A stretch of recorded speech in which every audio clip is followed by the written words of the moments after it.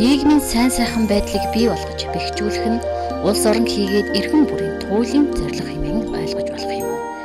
Бид бүхний амьдарч буй энэ нийгэм сайн сайхан байж гэмээн хүмүүн бид аз жаргалтай хийж байгаа ажил төрөлдөө сэтгэл ханамжтай байх учиртай. Сайхан нийгмийг бий болгож бэхжүүлэх нь дан ганц төрийн хэрэг бус болчиход байгаа энэ үед иргэний нийгмийн байгууллагуудын оролцоо үүрэг их болжээ. Төр иргэний нийгмийн байгууллага хамтарч гэмээн сайн сайхныг цогцлоод чадах учиртай юм. Иргэний нийгмийн байгууллагын төрөөс хариуцлага нэхэх, төрд хяналт тавих, төрөөр хариу үйлдэл хийлгүүлэх, зарим асуудлыг хамтран шийдвэрлэх, бүтээлч хамтын ажиллагааг багтаасан үйл явц. Нийгмийн эгэх хариуцлага нь хяналт, хариу үйлдэл, хамтын ажиллагаа юм. Монгол Улсын засгийн газар дэлхийн банкны санхүүжилтээр Монгол улсад нийгмийн эгэх хариуцлагыг бэхжүүлэх төслийг хэрэгжүүлж байгаа. Энэхүү төслийн хүрээнд Хөвсгөл аймагт их хүүхдийн эрүүл мэндийн үйлчилгээ, иргэдийн оролцоо 2 төсөл энэ оны 4 сараас 11 сар хүртэл хэрэгжиж дуснаа. Манай аймгийн эрүүл мэндийн амин чухал асуудлын нэг болсон их хүүхдийн эрүүл мэндийг энэхүү төслийн хүрээнд тодорхой төвшөнд гаргаж, асуудлыг орон нутгийн засаг захиргаа, эрүүл мэндийн байгууллага, иргэний нийгмийн байгууллагуудын оролцоотойгоор хамтран шийдвэрлэх юм аа. Хөвсгөл 126 мянган хүн амтай томоохон аймгийн нэг. Хүн амын тоо ихсхийн хэрээр түүнийг дагсан асуудал ч мөн гарч байдаг. Сүүлийн жилүүдэд Хөвсгөл аймаг нь их хүүхдийн эндэгдлээрээ улсын дунджаас дээгүрт бичигдэх болжээ. Энэ асуудлыг нэг зэгт хүргэж тоог бууруулахын тулд төр, иргэний нийгмийн байгууллагын хамтын ажиллагаа чухал хэмээн үзэж байгаа юм. Хамтын ажиллагааны үр дүнд иргэдийн дунд байгаад байгаа асуудлыг илэг болгож шийдвэр гаргах төвшин салбар хариуцсан газруудад асуудлыг тавьснаар шийдэх боломжтой хэмээн үзэж байгаа юм. Зорилго маань их хүүхдийн эдгэцийг бууруулах, хуулийн агуулж ийм зорилготой байна. За энэ зорилгын хүрээнд их хүүхдийн эдгэцээс суур шалтгааныг судалсан үндэсний хэмжээний судалгаа явуулсан байна. За 5 хүртэлх насны хүүхдийн эндэгдэл өнөөдөр ямар байна гэхээр 5 хүртэлх насны хүүхдийн эндэгдэл 68 байна. 23.6 промиллтэй байна. За улсын дунджууд өнөөдөр 16.9 тэгэхээр улсын дунджаас өнөөдөр ийм түвшинд өндөр байна. 16, 17, 18 онд 3 жил дараад ингээд улсын түвшнээс өндөр ингэж байж байна. За хэлсэн эндэгдэлийн түвшин. За улсын түвшингүүд өнөөдөр одоо 13.4% байна.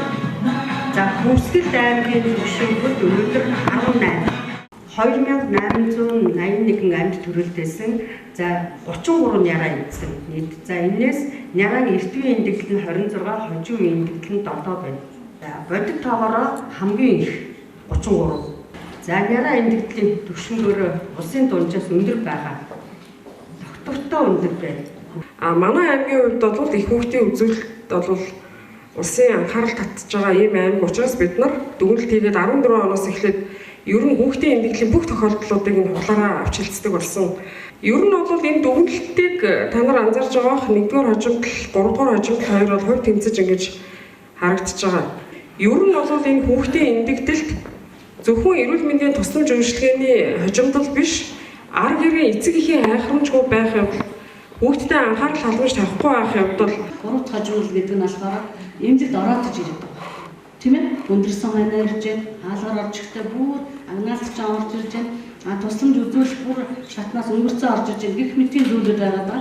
Тэгээд түүний дээр бүр ингээд сум сумаар нөгөө 13 бид нар могоо татуулсан, хөхөөрөө дарсан хүүхдээ хараа ханалтгүй болгосон гэх. 5 жилийн давтамжаар ингэж бас тоогоо харж үзсэн. Бууруулж байгаа боловч улсын аймгийн дундчдод хүрч чадахгүй байгаа. Сэргийлж болох эндэгдэл 7-оос 8 сард нийт эндэгдлийн 19 тохиолдол эндсэн. Тэгээ бид нар их хүүхдийн багийн хурлаар аваад үзэхээр дандаа энэ ар гэрийн хамааралтай ялангуяа баяр наадам тохиолдож байгаа үед эцэг эхчүүд маш их архиудгийн мэд сумдад тэгээд хүүхд хараа хяналтгүй орхигддог, суур өвчтэй болдог, өвчний улмаас 2 дахь шалдуураар хүндэрч насаардаг. Үгүй бол гинтийн золгүй тохиолдолд нас орох. Ер нь хүмүүсийн дадал зан муулийг өөрчлөх бол ганц удаа хэлээд болдгүй юм л да. Энэ бол маш олон дахин давтамжтайгаар урт хугацаатаа системтэй явах шаардлага байгаа учраас ийм ч олон болох тутам хүн үзэл уралдаж дуудлаганд яваад уралдаж юм бичээл уралдаж хэвтүүлээл тэгэл эмийн төсөв байхгүй, шатханы төсөв байхгүй, оны эцэнд хүн хэвтүүлээ юм байх. Биш энэ хүмүүсийг хаашаа болох ёстой гэхээр практикээр бэлдэж ийн сэргийлдэг хийдэг юм руугаа бид нар багаараа авах шаардлага байгаа гэдэг эндээс харж байна. Тэгээ энэ хамгаалдаг сэргийлдэг хоёр юмыг одоо бид нар хийж чадах юм бол мөн ч олон хүүхдийг зөвхөн ослоос төдийгүй хатгаас суулгалт дээр сэргийлж болох нас бол тэр яраа эндэлэгч бид нар бууруулж чадах байна. Өнгөрсөн жилийн нийт тохиолдлын 80% сэргийлж болох эндэгдэл байжээ гэж бид нар дүгнжсэн бол энэ тоо маань 84% болж өссөн. За нийт төрөлтийн 78. За нэг 80-аас 82% байдаг. Энэ жил бол 78% аймгийн төвдөр төрсөн. За 22 нь бол сум дундын эмнэлэгт. Нийт төрөлтийн 69% нь эмгэг төрөлт. За 31% нь бол хэвийн төрөлт байна гэж бүртгэгдэжээ. Эмчилгээтэй нэрээр таавал ингээд жилээс жилд ингээд нэмэгдэж байна. За 2500 граммаас доош чимтээр бол нэг жил ирэх тусам нэмэгдээд байгаа. За хүүхдийн тасгийн хэвтэлтэй ер нь бол жилээс жил ирэх тусам бас ер нь нэмэгдэж байна. Ингээ хоног болгоноос тэгсээ дараа шалтгаан нь нэгдүгээрт нь бол одоо хорт хадрын өвчлөл маш өндөр байгаа. Мөн одоо харгалт их байгаа. За мөн одоо хүүхдийн эндэгдэл өндөр байгаа. Дээр нь бол аваар ус маш их байгаа. 1-5 насны хүүхдийн эндэгдэл 18 хонд наалтч нэг 2-3 тохиолдолд ихссэн. За айгүй одоо төрөлт 6 удаагийн одоо хурлаар 9 тохиолдол авч хэлсэн гэх мэтээр ноцтой хүндрэл бүгдийг бол бас аймгийн нэгдсэн эмнэлэг дээрээ бүр эрүүл мэндийн газраа их хүүхдийн баг хурлаар асуудлыг шийдэж дүгнэлт зөвлөмж гаргаж ингэж ажиллагаа. За тэгвэл энэ дээр яаж хамгаалж чадах байсан бэ гэж асууад байна. Энэ ихийг ихэнх нь хамгаалж чадах байсан байх шүү дээ. Тэгвэл энэ дээр юу гэж байгаа вэ? Чадварлаг тусламжил биднэрт хэрэгтэй байна гэж хэлээд байна. Тэр нь юу юм хизээ үзүүлэх ёстой. Төрхөөс нь өмнө энэ хүмүүс чадварлаг тусламж хэрэгтэй. Яг төрх үед нь хамгийн гол тусламжаа үзүүлнэ. Төрсний дараа ч гэсэн бас бид нар энэ тусламжаа доктортой байлгаад үргэлжлүүлсээр байж байгаа энэ ээжийг их сайхан эсэмэнд амаржуулаад эмнэлэгтээ 3 хоног юм уу 4 хоног юм уу гэрт нь гаргах ёстой. Гэрт нь гаргасан ханаа яах ёстой вэ? Гэрийн эргэлт гараас гартан дамжуулж өгнө гэж байна шүү. 7 хоног дотор эхийн иргэн, хүүхдийн иргэн, аль алийн иргэнш нэраагаа иргэн. За тэгвэл энэ нь л ерөөсөө бид нар чадварлаг байх ёстой гэж хэлээд байгаа шүү. Ийм учраас төрсний дараах зөвлөгөө хяналт үйлчлэгийг бол нийт шанаг сайжруулах шаардлагатай байна. Ерөөсөө хяналтанд ороогүй бай, хожуу орсон, завсардсан, эрсдэл бүлгийн суур өвчтэй хүмүүс л одоо их хүндрээд анхаарах. Сэтгэл хөдлөө гэж нөгөөх нэг эмнэлэг тарч үзээгүй гэдэг байна. Тэгэхээр энэ нэмэгтэйчүүдэд ч гэсэн бид нар хараа өнөөдөр энд яах ёстой вэ? Жирэмсэн болохоос өмнө бэлтэн, жирэмсэн болоход нь сэтгцийн эрүүл мэндийн хувьд бас бэлтгэх ёстой байна. Хүүхдээ гарган тэр байтугай хараад жижиг хүүхдтэй хүн 2 дахь жирэмсэн байвал хүүхдийн хүртэл бэлтгэх ёстой гэж байна. Миний хөдөөтэй болно 2 жилийн дараа хөөргөн дүүн гарч ирнэ. Жоохон болохоор чамтай тоглоно, том болохоор чам товцыг ч нугааж өгнө. Чамтай нийлээд ингээд хараа нөгөөх нь бид нар туслана гэдэг ингээд бэлдэж явах хэрэгтэй гинэ хүүхдээ. Жирэмсний хяналтыг сайжруулах буюу тэрийг чанаржуулах асуудал өнөөдөр эхийн настай хүндрэл гарахаас сэргийлэх, эхийн эндэгдэл гарахаас сэргийлэх асуудлын нэг хамгийн суур үзүүлэлт болж байна. Энд ажиллаж байгаа хүмүүстээс явуулын тэм гэртээ бүртгэгдээгүй. Тэгээд нөгөө явуулын байж байгаа жирэмслээд ирчдэг. Цагаан тусгаараа татгаж ирээд нэг газар нөгөөх нь төрөхөд ороод идэг, дотоод төрөхөд ороод идэг. Тэгэнгүүтээ эндчдэг гэдэг. Тэгэхээр ийм жирэмсэн болгоомод чинь энэ үнийг яаж нөгөөх нь бараг чип суулгах юм уу, энэ хүн хаана явж байгааг мэддэг болмоор ингээд одоо бид нар арган аргадаа тийм хийж байгаа. Ер нь жирэмсэлж төрнө гэдэг бол тухайн гэр бүлийн хамгийн хариуцлагатай, хамгийн одоо сайхан үйл явдал. Жирэмслэгээс өмнө тухайн жирэмсэн эмэгтэй бол эрүүл мэндийн магадлал өрсөн сэргийлэлт үзлэх тухайн үед нь орж эрүүлжүүлж сэтгэл зүй болон гэр бүл ахуй амьдрал бүх боломжоо бол хангасан бэлтгэсэн байх хэрэгтэй. Өөрт байж байгаа суур эмгийг одоо манайхны хэлдгээр бол архаг хууч өвчнөө эмчлүүлсэн байж байгаад тэгээд төлөвлөгөөтэйгээр жирэмслээд үр хүүхдээ гаргах юм бол тэр жирэмсний үеийн хүндрэл төрх үедээ авч чадахгүй байгаа тэр хүндрэл тийм ээ. Тэгээд дараа нь төрсний дараагийн хүндрэл гэдэг энэ гурван зүйлээс аль альнаас нь зэрэг сэргийлэх боломж болно олдож байгаа аахгүй юу. Ээж нэрээ хоёрт хоёуланд нь эхний 7 хоногт нь эхний сард нь одоо 3 сар хүртэл нь 5 сар хүртэл тийм ээ ой хүртэл нь энэ хяналтыг маш чанартай хийгээ явуучих юм бол бид нар эхийн болон нэрээ хүүхдийн эндэгдлээ сэргийлэх боломж үнэхээр бас байгаад байгаа. Энийг ярьж нэгдүгээр.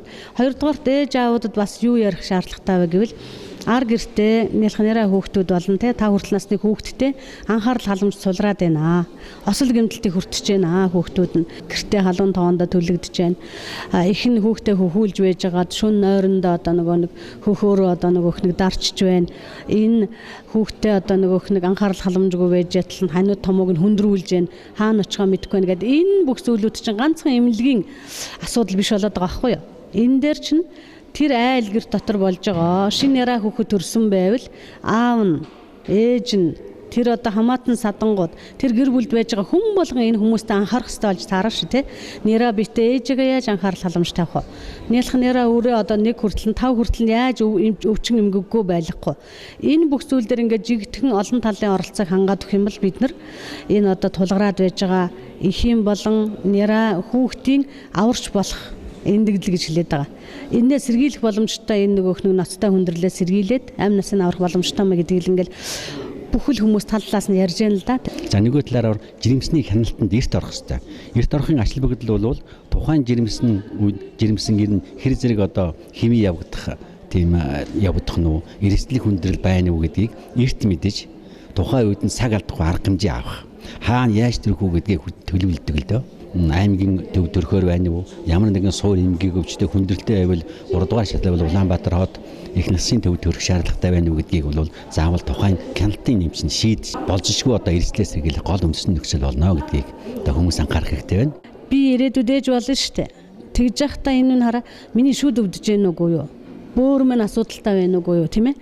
Зүрх судасны асуудал байна уу? Би хатгаатай байна уугүй юу? Одоо ингээд өөрт нь байж байгаа эргэтэн тогтолцооны ямар нэгэн өвчин эмгэггээл одоо би ямар ч лээсэн жирэмслэхээс өмнө эмчлүүлсэн байх ёстой шүү дээ гэдээ одоо ойлгоцсон байх ёстой байхгүй юу? Ялангуяа илэг зөсөө, дотоо шүрлийн эмгэг, даралт ихсэх өвчин, бөөр шээсний замын өвчин, ийм суур өвчнүүд их байдаг учраас яг одоо жирэмслэнгүүд энэ өвчний одоо сэтрэл хүндрэл, хавзарсан ордлого, хүндрэл эрсдэлтэй ийм байдаг.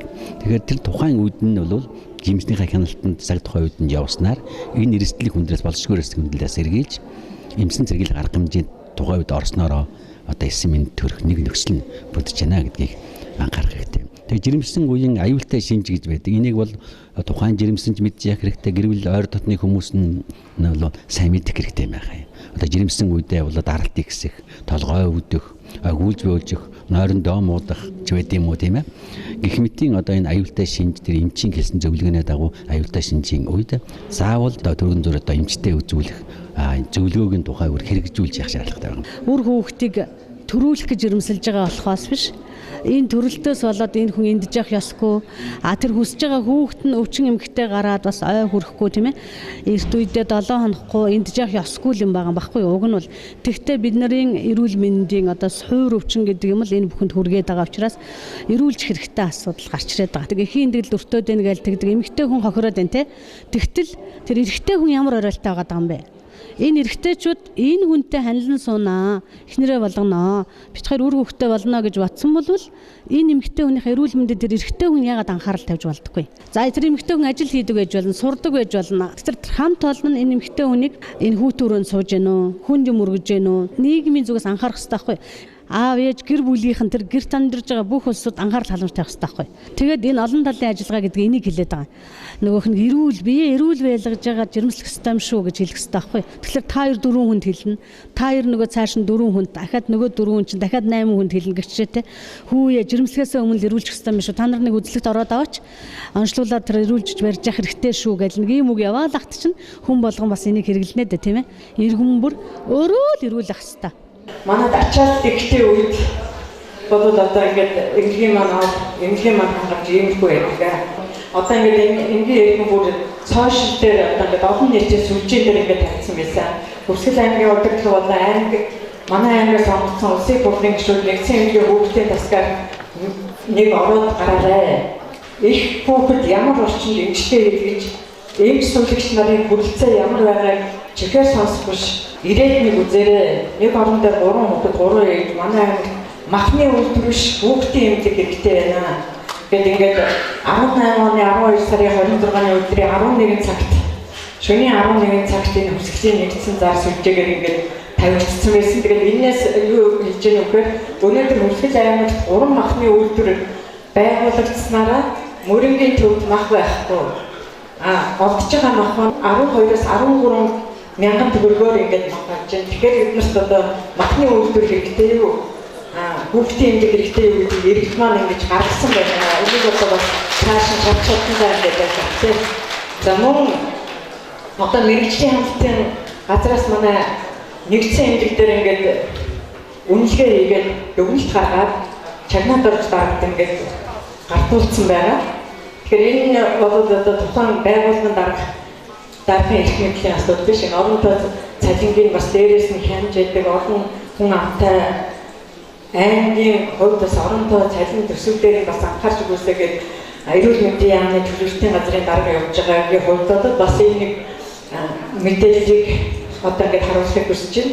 Тэгэхээр оронтой дутуу оронтойгоо боломжоо гаргаад оронтойгоо нэмэхээр аудитын газар нь оронтойгоо нэмэх юм байлээ гэдэг байгууллагын даргад нь ингээд акт тавьсан байдаг юм билээ. Тэгэхээр энэ ажлын уялдаа холбоо гэдэг маань ингээд төрийн байгууллагын зүг хяналтын байгууллагын хоорондын уялдаа холбоо байгаа нөхцөлтэйгээ уялдуулах энэ нөхцөл байдлыг бас харж үзэж бас зохицуулалт хийж одоо сабар дундын хамтын ажиллагаа гэдэг маань эндээс л их баг гэж бодож байна. Ачаалт их хэмж мэрэгчлийн хүрэлцээгүйгээс хүлээлт чиглэлтэй олон дахин явгаа гэдэг 17 онд гарч ирсэн. Энээс хойш орон тооны зохицуулалт ингээд хийсэн ч гэсэн бас ингээд дутагдaltaй байна. Төрийн эмэгтэйчүүдийн эмчнэрийг чадварчуулах шаардлагатай байна гэж үзэж байгаа. Эмч сувилагч нар бүгдийн эрүүл мэндийн үйлчлэгэнд иргэдийн эрүүл мэндийн боловсрол тутмаас хүндрэл учруулдаг. Эхчүүдийн болон хүүхдийн суурь өвчин архив цус багт тоодны бэрхшээл. Энэ нь бол эрүүл мэндийн үйлчлэгэнд хүүхдийн эрүүл мэндийн үйлчлэлээ үзүүлэхэд одоо ингээд суурь өвчин бодоод маш их хүндрэл учруулж байна. Тийм учраас иргэдийн эрүүл мэндийг боловсролыг дээшлүүлэхэд анхаарах хэрэгтэй байдаг. Мөн эмч сувилагчийн оронтой цөөн учрыг эмч сувилагчид ноогдох үйлчлэгээ хэд олон байгаагаас үзүүлэх тусламж үйлчлэгээний салгартгаа энэс болж хэл амгардаг. Нэг сувилагчид 20-30 ачаалтын үед 40 гаруй үйлчлүүлэгч ингээд ажиллах болдгоо гэж төрөүний тэр орон дээрээс шууд ингээд мэдээр харж байна. За орчин нөхцөлөө сайжруулах, оюун тасалгааны бүртээ нэг өрөөний сахиултайгаа олон хүндэтгэд агаарын чанар гэдэг ийм хүндрэл бэрхшээлүүдээ ингээд хийжсэн. За энэний дагуу бол тодорхой хэмжээгээр аймгийн нэгдсэн эмнэлэг бол боломжтой хэмжээгээр зохицуулалт хийж байгаа юм лээ. За эмчилгээний тоног төхөөрөмж дутагдaltaй. Учраас бас энэ үйлчлэгээний чанар, эмчилгээний үйлдэл бас ингээд нөлөөлөх юм байна.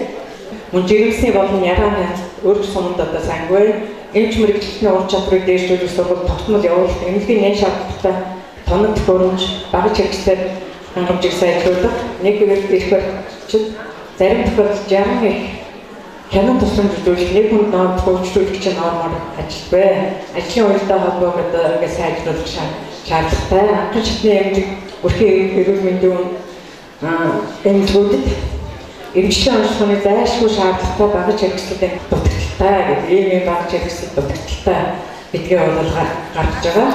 Үнээр бид нар бас ажил ачаал ихч гэсэн анхан шатны одоо эмнэлгүүдээ одоо мэрэгжил арга зүйн хангах очиж ажилд юу ажлын байран дээр одоо сурвалж явуулах мөн одоо энэ жирэмсний одоо хяналтыг сайжруулах жирэмсний одоо сэргийлж харгад ингэж энэ жил ингэж ажиллаа гэдгийг хэлсэн дээр дуртя.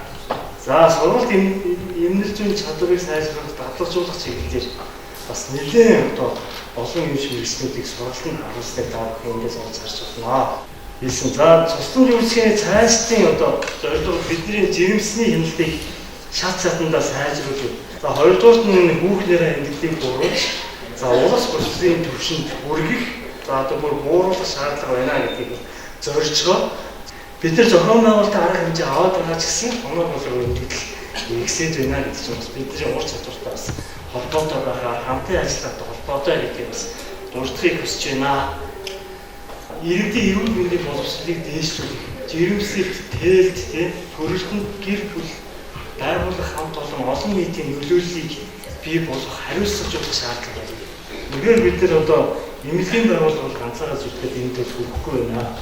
Тийм учраас энэ хамгийн гол нь улсын сэргийлэх гэдэг үйл ажиллагааг бол чухалчилж үзэж байна. За эмч мэргэжлүүдийн одоо багаар ажиллах чадварыг сайжруулах, мэргэжлийн ур чадварыг дээшлүүлэх чадвар орчуулах асуудал болж байгаа. Аппарат хоног төхөөрөмжийн ашиглалтыг сайжруулах. За дараагийн нэг юм бол энэ өргөх сум эрүүл мэндийн төлөв эмч нарын багийн хамтын ажиллагааг сайжруулах. За түрүү ярьлаа тэр дуудлага өгөх, өвчтний шилжүүлэх, хүнд өвчтнийг одоо өөр хоорондоо бүлээлцэх. Түрүү манай нэг төвөө зөвлөхийн ярьж ирсэн бүх энэ асуудал угаасаа бид нартай холбоотой. 14 онд бид нар зөвлөмжийг авсан. Одоо ер нь хэрэгжиж ямар байгаа вэ гэдгийг бид бас үгүйцэх юм цаг хугацаа байна гэдгийг бас хэлэх зүйтэй гэж бодож байна. За Хөвсгөл аймагт бол 0-5 насны хүүхдийн эндэгдэл 23.3 гэсэн ийм одоо төвшин төрсэн байж байгаа. 1000 амин төрөлтөнд бодсон энэ үзүүлэлтээрээ бол Хөвсгөл аймаг хамгийн эндэгдэл өндөртэй одоо 5 аймгийн нэг болсон байгаа.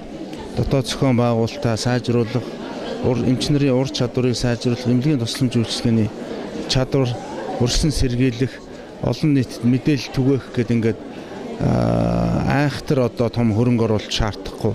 Энэ ажлууд дээр анхаарах шаардлагатай. Хоёрдугаарт энэ оронтой бүтэц зохион байгуулалтын маш том хэрэгцээ байна. За орон нутгийн удирдлагын дэмжлэг бас маш их хэрэгтэй байна.